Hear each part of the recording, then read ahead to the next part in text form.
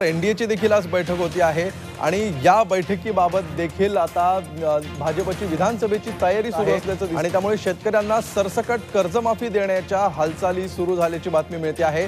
कर्जमाफी करून मोठा दिलासा देण्याचा प्रयत्न भारतीय जनता पक्षाकडून होईल अशी सध्या माहिती मिळते आहे। त्यामुळे निकालांआधीच भारतीय जनता पक्षाने आता विधानसभा निवडणुकांची तयारी सुरू केली असं सध्या चित्र आहे।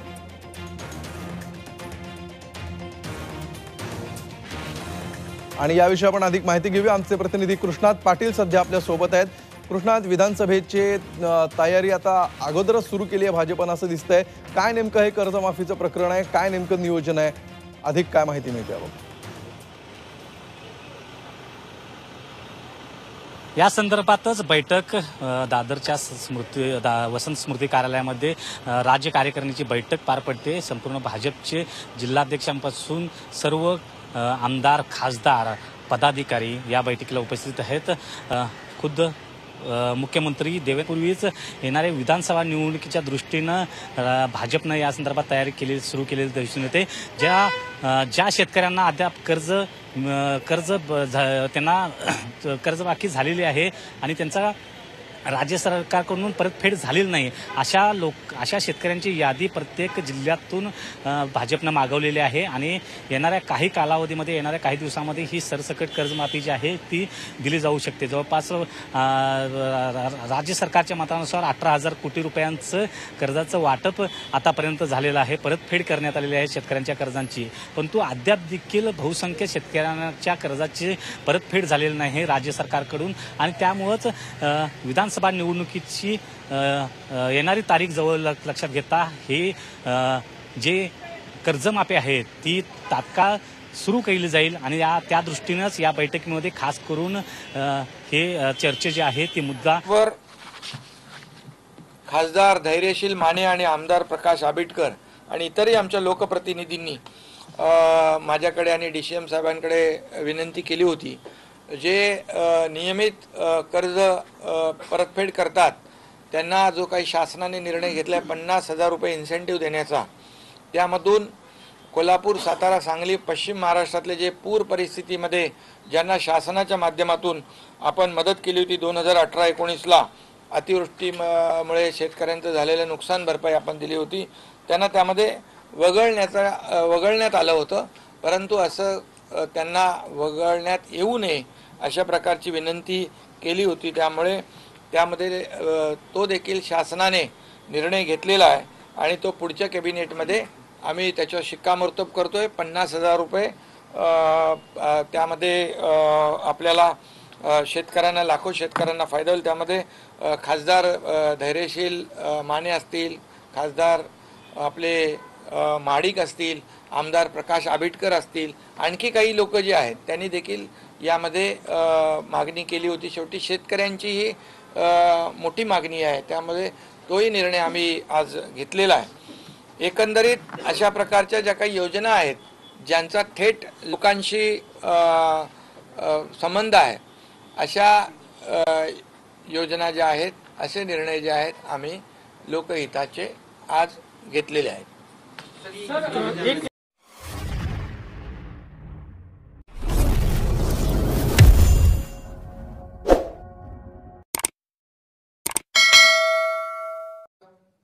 आपल्या देशाला स्वातंत्र्य मिळून 77 वर्ष पूर्ण झाली आहेत। या निमित्त सर्वप्रथम राज्यातील जनतेला मी मनापासून हार्दिक शुभेच्छा देतो। आज या निमित्त मी देशासाठी आपले प्राण अर्पण केलेले हुतात्मे आणि स्वातंत्र्यवीर यांनाही त्रिवार वंदन करतो। या हुतात्म्यांची नेहमी आठवण राहावी म्हणून आपण राज्यात 9 ऑगस्ट क्रांती दिनापासून हर घर तिरंगा अभियान उत्साहाने राबवले। तिरंग्याच्या सन्मानासाठी अनेक कार्यक्रम आपण गेल्या आठवड्याभरात साजरे केले। देशप्रेमाची ही ज्योत नेहमी आपल्या हृदयात तेवत राहिली पाहिजे। गेल्या 2 वर्षापासून महाराष्ट्रानं आपल्या कामगिरीने नाव कोरलं आहे। मोठ्या प्रमाणात आलेली विदेशी गुंतवणूक असो किंवा समाजातील दुर्बल गोरगरिबांसाठी आखलेल्या नाविन्यपूर्ण योजना असो, महाराष्ट्रानं आपली बांधिलकी दाखवून दिलेली आहे। आमच्या या प्रयत्नात देशाचे आदरणीय प्रधानमंत्री श्री नरेंद्र मोदीजी यांचं नेहमी मार्गदर्शन मिळतं आणि त्यामुळेच महाराष्ट्राचं ग्रोथ इंजिन वेगाने धावतंय। जेव्हा आपण विकसित भारत असं म्हणतो तेव्हा महाराष्ट्राचं योगदान यात खूप मोठं असणार आहे, हे आपण लक्षात घेतलं पाहिजे। विकसित महाराष्ट्र घडवण्यासाठी आपल्याला तशी धोरणं आखावी लागतील आणि त्या दृष्टीने आम्ही गेल्या 2 वर्षापासून महत्त्वाकांक्षी पावलं टाकली आहेत. कृषी, शिक्षण, ऊर्जा निर्मिती, माहिती तंत्रज्ञान, बांधकाम, पर्यटन, आरोग्य सुविधा, कौशल्य विकास, पायाभूत सुविधा, आरोग्य सेवा या क्षेत्रामध्ये आमूलाग्र क्रांती आणतो आहोत. राज्यात 15 दशलक्ष रोजगार निर्माण करण्याचं आम्ही ठरवलं आहे. राज्याची सर्वांगीण प्रगती झपाट्याने व्हावी म्हणून नवीन अद्ययावत धोरणांची अंमलबजावणी सुरू केली आहे. वाढवणसारखं बंदर तर गेम चेंजर ठरणार आहे. केवळ मुंबई, पुणे, नागपूरच नाही तर प्रत्येक जिल्ह्याच्या विकासावर आम्ही लक्ष केंद्रित केलं आहे. यातून महाराष्ट्राची अर्थव्यवस्था गरुडझेप घेईल असा मला विश्वास आहे. सर्वात महत्त्वाचं म्हणजे गुंतवणूकदारांचा राज्यावर मोठा विश्वास आहे. गेल्या 2 वर्षात 5 लाख कोटीपेक्षा जास्त गुंतवणुकीसाठी करार झाले. थेट परकीय गुंतवणुकीत तर आपण देशात प्रथम आहोत. 2.5 लाख रोजगार निर्मिती आपण केली आहे. आज देशाच्या एकूण उत्पन्नात महाराष्ट्राचा वाटा 14% आहे. उद्योगात आणि सेवा क्षेत्रात राज्य क्रमांक 1 वर आहे. विदेशी पर्यटकांची पसंती महाराष्ट्राला आहे. हे सगळं शक्य झालं आहे ते आपल्या मानसिकतेत बदल झाल्यानं. गेल्या 2 वर्षापासून राज्यात कशी विकास कामं सुरू आहेत त्याचा आपण साक्षीदार आहात. सुमारे 10 लाख कोटींची पायाभूत सुविधांची कामं दिवस रात्र सुरू आहेत. त्यातले तर काही गेम चेंजर प्रकल्प आहेत. लवकरच समृद्धी महामार्गाचा शेवटचा टप्पा पूर्ण होऊन नागपूर ते मुंबई पूर्ण वाहतूक सुरू होईल. आमच्या 7 फ्लॅगशिप योजनांनी राज्याच्या सामाजिक क्षेत्रात क्रांती आणली आहे असं म्हटलं तर चुकीचं ठरणार नाही. खरं तर याची सुरुवात शासन आपल्या दारीसारख्या क्रांतिकारी योजनेपासून झाली होती. गेल्या वर्षीपासून आम्ही यातून तब्बल 4 कोटी लाभार्थींना त्यांच्या घरी दारी जाऊन करोडो रुपयांचे लाभ दिले. आमच्या निर्णयांवर नजर टाकली तर खऱ्या अर्थानं महिला, युवक, शेतकरी यांचा सन्मान करून त्यांना शक्ती देण्याचा प्रयत्न आम्ही केला आहे. बहिणींसाठी भावांचं कर्तव्य म्हणून आम्ही मुख्यमंत्री माझी लाडकी बहीण योजना सुरू केली आणि करोडो भगिनीने उत्स्फूर्त प्रतिसाद दिला. रक्षाबंधनापासून या भगिनीच्या खात्यात 1,500 रुपये मिळायला सुरुवात होईल. ही निश्चितच आमची क्रांतिकारी योजना आहे. याशिवाय युवकांना रोजगारासाठी प्रशिक्षण हे भरीव स्टायपंड देत आहोत. त्यासाठी मुख्यमंत्री कार्य प्रशिक्षण योजना, गोरगरीब दुर्बलांना वर्षातून 3 मोफत सिलेंडर देणारी मुख्यमंत्री अन्नपूर्णा योजना, शेतकऱ्यांना वीज सवलत, ज्येष्ठांना मदत करण्यासाठी मुख्यमंत्री वयश्री योजना सुरू केली आहे. मुलींना संपूर्ण व्यावसायिक शिक्षण मोफत केलं पाहिजे. सगळ्या धर्मातल्या ज्येष्ठ नागरिकांना देशातल्या तीर्थस्थळांची यात्रा करता यावी म्हणून मुख्यमंत्री तीर्थदर्शन योजना सुरू केली. 18 वर्षाच्या मुलीला 1 लाख रुपये देणारी महत्त्वाची लेक लाडकी सारखी योजना गेल्या वर्षी सुरू केली.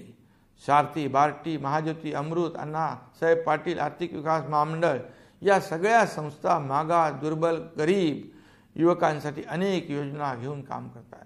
परवापासून आम्ही मातंग समाजासाठी आरटी संस्था सुरू केली.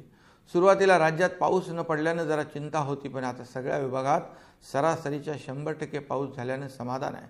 धान्य चांगलं येईल आणि सिंचन तसंच पिण्याच्या पाण्याची पण पुरेशी सोय होईल असा विश्वास मला आहे. मराठवाड्यासारखा दुष्काळग्रस्त भागाला पाण्यानं समृद्ध करण्यासाठी आम्ही नुकतीच वैनगंगा नळगंगा प्रकल्पाला मान्यता दिली आहे. 4.25 लाख हेक्टर जमीन सिंचित होणार आहे. याशिवाय पिण्याच्या पाण्याचे प्रश्न सुटेल. गेल्या 2 वर्षात आम्ही 125 जलसंपदा प्रकल्पांच्या कामांना वेग दिला आहे.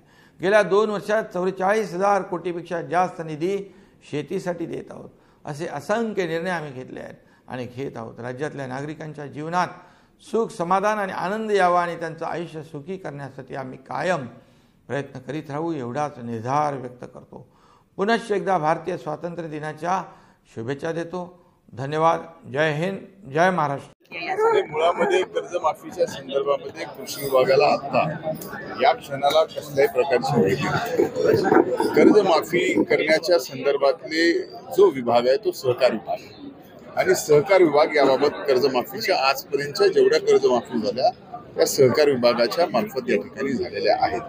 त्यामुळं येणाऱ्या कॅबिनेटमध्ये या विषयाच्या संदर्भात चर्चा जर झाली तर आपल्या माध्यमांशी मी सविस्तर याबाबत बोलेन.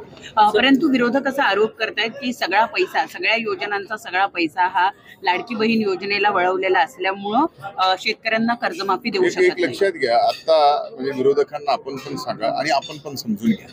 मुळात आपण समजलं तर विरोधकांनाच 5,000 कोटी रुपये आता शेतकऱ्यांच्या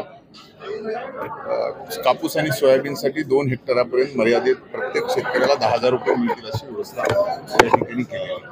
मागच्या वर्षीचे सोयाबीनचे आणि कापसाचे भाव पडल्यामुळे 6,000 कोटी रुपये आपण यावर्षी नमो शेतकरी सन्मान योजनेच्या माध्यमातून शेतकऱ्यांना देतोय, ज्याची वर्षाची म्हणजे तुम्हाला माहिती आहे की 12,000 रुपये वर्षाला तुम्हाला मिळतात। मग मला सांगा की एका शेतकऱ्याच्या कुटुंबात एक महिला शेतकऱ्याला 1,500 रुपये मिळतात, शेतकऱ्याला सुद्धा 1,200 रुपये मिळतात। ही एवढी संख्या तुम्ही समजून का घेत नाही? हा विषय विरोधक पूर्णपणाने या योजना या महाराष्ट्राच्या एकूण लोकसंख्येच्या 65% जनतेच्या खात्यात थेट जात आहेत, याचं पोटसूळ जे विरोधकांमध्ये या ठिकाणी उठलंय। त्यामुळे याला बजेट आहे का, त्याला बजेट आहे का? अरे ज्या वेळेस या महायुती सरकारमध्ये 10वा अर्थसंकल्प 24-25चा मांडत असताना आदरणीय उपमुख्यमंत्री आणि आमचे राष्ट्रीय अध्यक्ष अजितदादा पवारांनी या ठिकाणी हा अर्थसंकल्प मांडला आणि ह्या योजना जाहीर केल्या।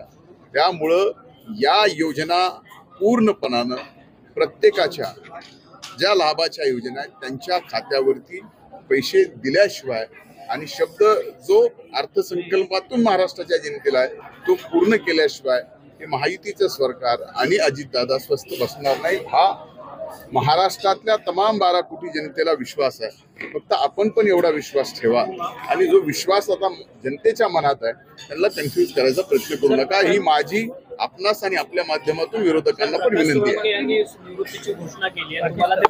एक लक्षात घ्या, माझी 15 दिवसापूर्वीच आदरणीय प्रकाश दादांच्या सोबत बोलणं झालं होतं। दादा अनेक वर्ष विधिमंडळामध्ये त्या ठिकाणी ते काम करतात, अनेक वर्ष ते माजलगाव विधानसभा मतदारसंघाचे आमदार म्हणून त्यांनी काम केलंय, राज्यात मंत्री म्हणून त्यांनी काम केलंय। माझ्या वडिलांचे स्वर्गीय मुंडे साहेबांचे ते या ठिकाणी सहकारी म्हणून त्यांनी काम केलेलं आहे। आणि आज एकूणच त्यांनी मतदारसंघात दौऱ्यामध्ये असताना त्यांनी सांगितलं की आता मी राजकारणामध्ये सक्रिय राजकारणामध्ये काम करणार नाही, निवडणूक लढणार नाही आणि यापुढे त्यांचे पुतणे अशा बाबतचा त्यांनी निर्णय घेतला। पण या निर्णय घेतला असताना आता जो निर्णय त्यांनी घेतलाय हा निर्णय पक्षाच्या कानावर आजही घातला। मी आपल्या माध्यमांशी त्या ठिकाणी बोललो, मला असं वाटतं की पक्ष नेतृत्व पुढील विषय निर्णयाला येतील। तुमच्याशी चर्चा करताना त्यांनी काही कारण सांगितलेलं आहे की काय? एक लक्षात घ्या, त्यांना ओव्हरऑल एकूणच काही कमरेच्या त्रास आहेत, काही त्याच्यात आपण त्यांच्या जे काही फिजिकल इश्यूज आहेत आणि त्यामुळं थोडंसं त्यांनी माघार घेतली असावी असा माझा समज आहे। कारण त्यांनी बोलताना मला हेच सांगितलं होतं की त्यांच्या एकूण आजारापोटी आणि इतके वर्ष मी काम करतोय आता मी थोडंसं थांबलं पाहिजे असं ते म्हणत होते। मी स्वतः त्यांना आग्रह केला की ही निवडणूक फार महत्त्वाची, आपण लढलं पाहिजे।